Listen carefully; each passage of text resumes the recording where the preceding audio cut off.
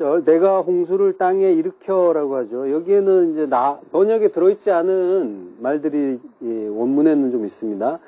아니라는 말이 있는데요. 아니는 나라는 뜻이에요. 나. 그 이제 접속사가 앞에 있죠. 왜, 배라고 하고요. 배, 아니. 예. 그리고 나. 예. 그러고 나서 또 무슨 말이 나오냐면요. 예. hen이라는 말이 또 나와요. hen은 자, 보라. 이런 말이에요. 거기에 또 1인칭 소유격이 붙어 있어요. 그러니까 나를 보라. 이런, 그런 의미가 또 이제 되는 거죠. 그리고, 땅에 일으켜라고 하는데요. 홍수를 땅에 일으켜가 이제 보예요. 보는 이제 가다, 오다, 들어오다, 들어가다. 이런 말이고요. 그리고, 홍수는 한마풀마임이죠. 그리고, 땅에는 하에레츠. 그 땅에 홍수를, 일으킨다고 하는데, 보가 가다, 오다, 이런 말이라고 했잖아요.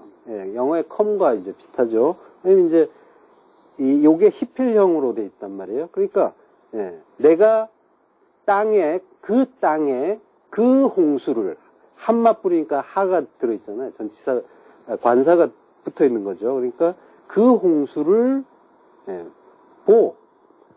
가게 할 것이다. 가다인데, 히필형이니까요. 사역, 능동태잖아요. 가게 할 것이다. 하나님이 가게 하셔서 홍수가 가는 거예요. 마치 의인법이 느껴지죠.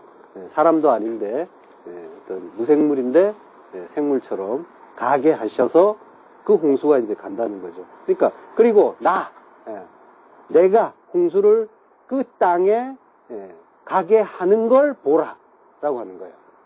이 가다가 이제 동사가 아니에요. 동사인데 분사형으로 이제 변형이 돼 있어요.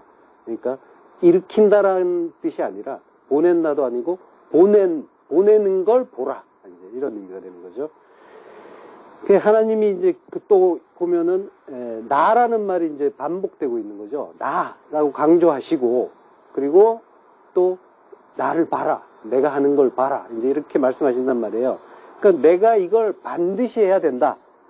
내가 하지 않으면 안 된다라고 하는 하나님의 이제 간절한 그 마음이 느껴지는 그런 구절인 거예요. 이 부분은 그게 이제 번역상에서 좀 가려져 있는데요. 왜 내가 그걸 보내야만 하는지를 너희가 이해하라는 거예요. 왜 그러는 거예요? 너희를 구원해야 하니까. 고통스럽겠지만 내 마음도 아프고 너희도 힘들겠지만 이렇게 해야 너희가 사니까. 이 모든 일이 우연히 너희들은 뭐가 뭔지 몰라서 비가 오면 자연재해가 비가 많이 오면 자연재해가 일어났나 보다 그렇게 단순히 볼 것이 아니라 내가 보내는 거야. 그거는 바로 내가 일으키는 거고 내가 너희에게 보내는 거야. 왜? 뜻이 있어서 너희를 구원하려는 그 뜻이 있어서 그걸 보내는 거니까 바로 내가 한다. 내가 아버지니까 그 의미가 이제 담긴 그 말이 아니. 그리고 또 뒤에 붙는 hen에 붙는 나. 그러니까 하나님의 마음과 더불어서 하나님의 그 또 주권까지 강조하시는 거죠. 내가 하는 거야 그거. 우연히 일어난 일이 전혀 아니야 라고 하시는 거죠. 그게 나라는 말의 반복인 거죠. 그리고 내가 홍수를 그 땅에 보내겠다. 가게 하겠다라고 했잖아요. 그 땅은 이제 땅이라는 거는 그 땅이란 말이에요. 하에레츠. 나란 말이에요. 땅인 나. 이 지금 땅에 홍수가 일어나는 이 홍수 사건은 그러니까 먼 옛날에 어마어마한 그 물이 쏟아진 공창에 물이 완전히 다 쏟아지고 깊은 샘이 터진 단순한 그 어떤 재해나 재앙으로서의 그 홍수가 아니라 지금 그 땅인 내 안에서 일어나는 일단 말이에요. 그러니까 나에게 그 홍수를 보낸다라고 하시는 거죠. 가게 하겠다라고 한단 말이에요. 그러니까 그 위의 물, 그 말씀, 진리를 내려보내서 그 땅인 너를 심판하고 그리고 죽이겠다, 죽여서 살리겠다라고 하시는 거죠. 홍수를 공부하면서 우리는 이제 그 물에 죽어야 하는 것이 다름 아닌 바로 나라는 거, 요걸 바르게 깨닫고 반드시 그 물에 죽어야 한다라는 그런 그 의미를 이해해야 되는 거죠. 하나님이 왜 홍수를 보내시고 또 뒤에 나오겠지만 반드시 멸망시킨다라고 하시는 건지 그 뜻을, 그 절절한 마음을 우리가 알아야 되는 거예요. 그게 아들들이 그 말씀을 통해서 하나님의 뜻을 깨닫는 일인 거죠. 홍수를 보내겠다. 홍수가 가게 하겠다. 라고 하는 거예요. 의인법을 썼단 말이에요. 하나님이 보내는 어떤 존재라는 말이죠. 그러니까 이 홍수라는 거는. 홍수, 맞불이란 말이에요. 파자하면은 맴과 라메드란 말이에요. 말씀, 맴은 물, 말씀, 진리잖아요. 그걸로 라메드, 가르치겠다. 말씀으로, 그리고 이제, 바이트가 있죠. 그 사이에. 맴, 바이트, 라메드란 말이에요. 그러니까, 말씀으로 성전, 바이트는 집, 성전이잖아요. 성전을 가르치겠다라고 하시는 그 일을 지금 해주시는 게 이제 맞불인 거죠. 그러니까 우리에게 쏟아지는 그 물, 그 큰 물은 뭐라는 거예요? 진리를 주어서, 말씀 진리를 주어서 성전으로 지어지게 하는 것이잖아요. 그건 뭐예요? 진리의 성령인 거죠. 예수 그리스도의 영이잖아요. 홍수는 그러니까 불가항력적인 은혜로 쏟아지는 그 은혜가 부어지는 성령의 세례인 거죠. 무릇 생명의 기운이 있는 모든 육체를 천하에서 멸절하리니 라고요. 생명의 기운은 이제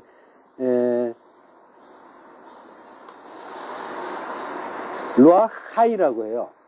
생명의 기운. 그러니까 살아있는, 하이가 살아있는 생존한 그런 뜻이고요. 루아는 성령이잖아요. 루아하이, 생명의 성령이란 얘기죠. 그리고 멸절한다라는 말이 사실 먼저 나와요. 이 문장에서는. 그 레 전치사와 그 샤하트라는 단어예요. 요게 이제 앞문장에 붙어 있는 거예요. 레는 뭐뭇을 위하여잖아요. 이걸 위해서 내가 보내는 거다라는 그런 이제 문장이에요. 자, 샤하트는 그 피엘형이에요. 피엘형은 강조형이죠. 그러니까 샤하트가 멸망시킨다는 거니까 피엘형이니까 반드시 멸망시킨다. 그런 의미고요. 레 전치사가 있으니까 반드시 멸망시키기 위하여 이렇게 되는 거죠. 뭘 그러면은 멸망시킨다고 하는 거예요? 생명의 기운이 있는 모든 육체. 생명의 기운은 루아하이, 생명의 성령이란 말이에요. 그 안에 있는 타트 하샤마임, 그 하늘 아래에 콜 바사르, 모든 육체. 그러니까 뭐예요? 들어온 자들인 거예요. 생명의 성령 안에 있는 자들. 성경은 전부 그런 자들에게 이야기하는 거예요. 성경과, 하나님과 관계없는 자들은 성경과 무관하단 말이에요. 보지도 않을 뿐더러. 그러니까 하나님이 지금 말씀하시는 대상은 항상 아들들이란 말이에요. 그러니까 이거를 듣고 깨닫는 자는 그 안에 계신 거예요. 루아하이. 그 생명의 성령 안에 있는 그 하늘 아래에, 그 위에 그 성전, 그 아래에 이 모든 바사르, 모든 육체, 그걸 멸망시킨다고 하는 거죠. 그러니까 들어온 자, 성도 안에 있는 모든 율법을 다 소멸시키겠다, 도말하겠다라고 하시는 거죠. 반드시, 그것도 반드시 내가 멸절하겠다라고 하는 거죠. 근데 이제 그 생명의 성령 안에 그것이 있단 말이에요. 그 모든 그 육체, 콜바사르가. 그러니까 하나님이 이 죽이는 자들은 성도인 거고 하나님의 작정 안에 들어있는 자예요. 그러니까 지금 하나님이 내가 멸절하겠다고 하는 그 말씀은 죽여서 살리겠다라고 하는 말씀인 거죠. 그래서 땅에 있는 것들이 다 죽으리라 라고 하는 거죠. 가와라는 말이 나와요. 숨을 거두다. 이게 가와가 숨을 거두다, 숨이 끊어지다라는 말이에요. 숨, 호흡. 자, 창세기 25장 8절. 그의 나이가 높고 늙어서 기운이 다하여 죽어 자기 열조에게로 돌아가매. 라고요.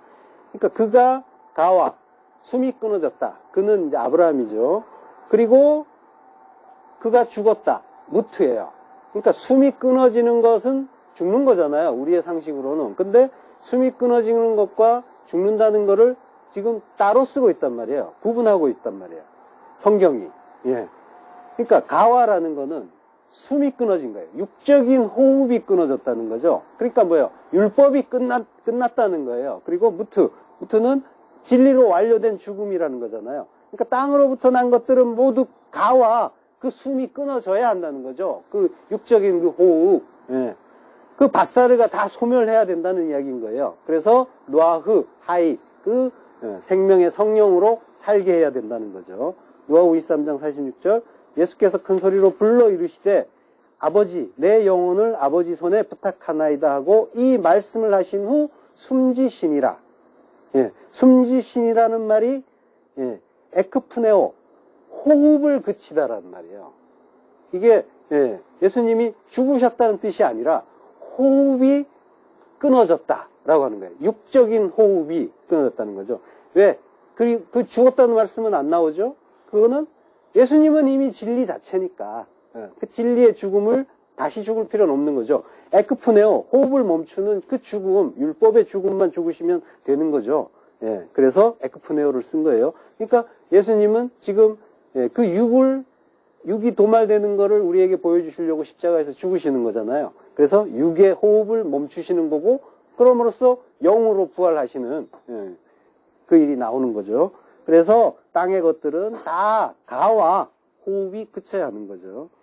천수는 그 파괴와 멸망의 외모를 가지고 있지만은 그걸 통해서 하나님이 새 창조를 하시는 그런 일인 거예요. 그게 아침의 의미잖아요. 부케르. 그 성전을 무너뜨리고 다시 시작하시는 그 일. 아브라함의 나이가 높다라는 말이 나오죠. 그거는 이제 셰바토브라고 해요. 셰바는 이제 백발, 백발의 머리, 백발이 이제 머리죠. 그리고 노령, 나이 많은 거. 그리고 토브, 좋은, 선한, 이런 뜻이에요. 그러니까, 백발은, 나이가 높다는 말은 좋은 백발을 이다라고 하는 거죠. 백발은 뭐예요? 영화의 면류관이라고 하잖아요. 왜 백발이 이제 영화의 면류관이라고 하는 걸까요?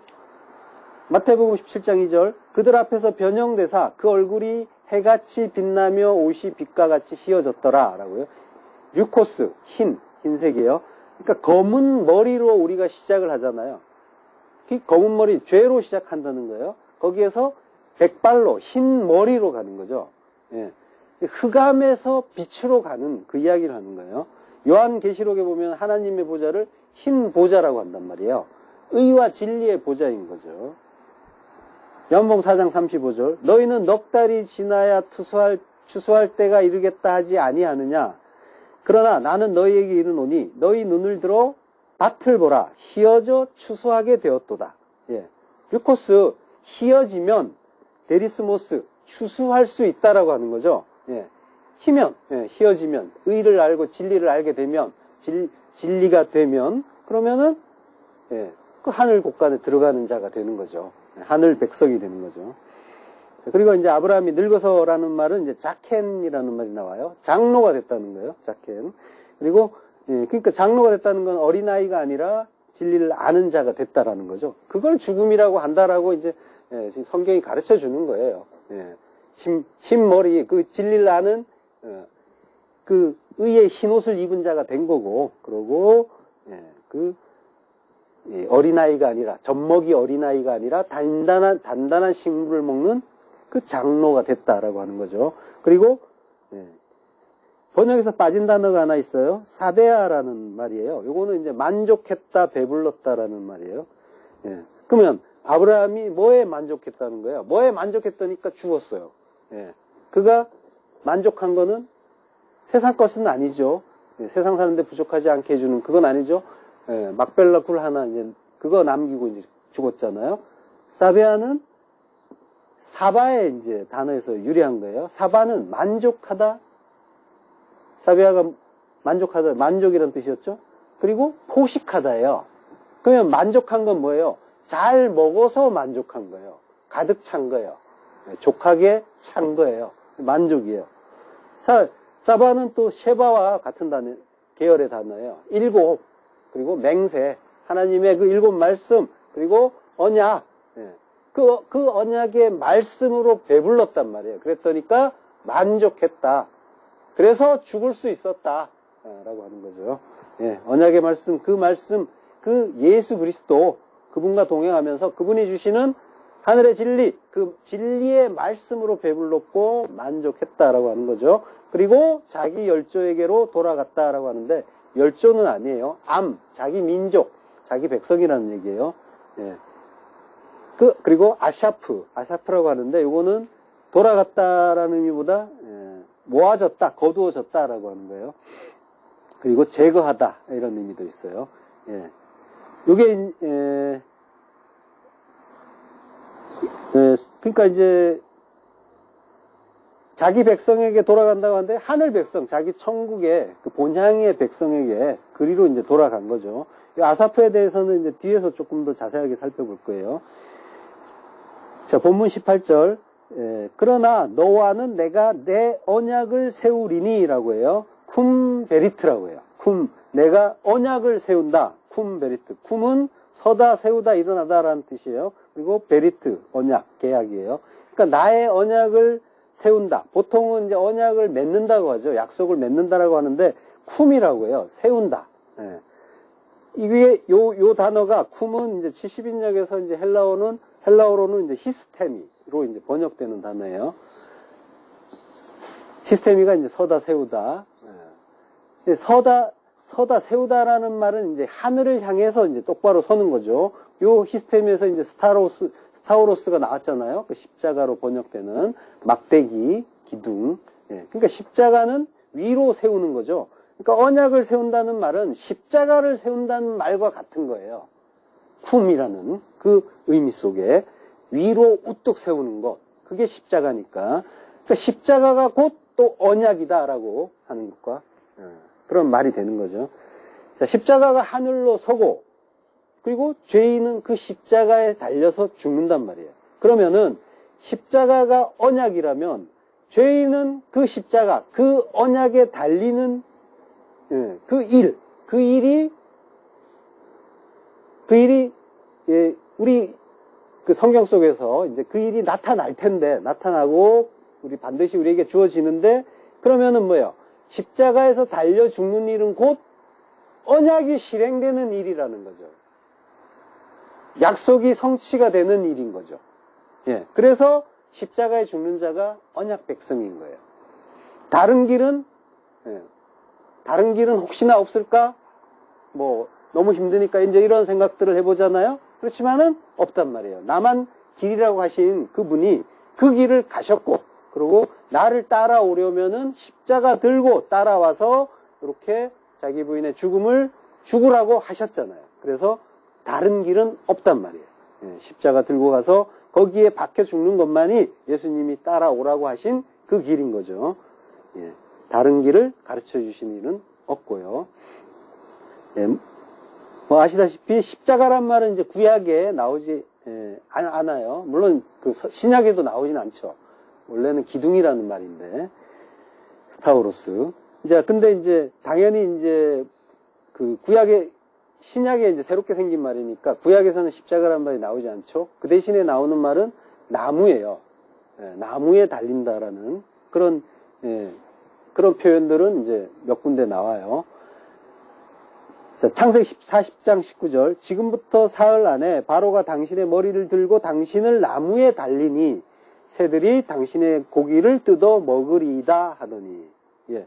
요셉이 떡 굽는 이제 관원장, 떡 맡은 관원장에게 한 말이죠. 지금부터 사흘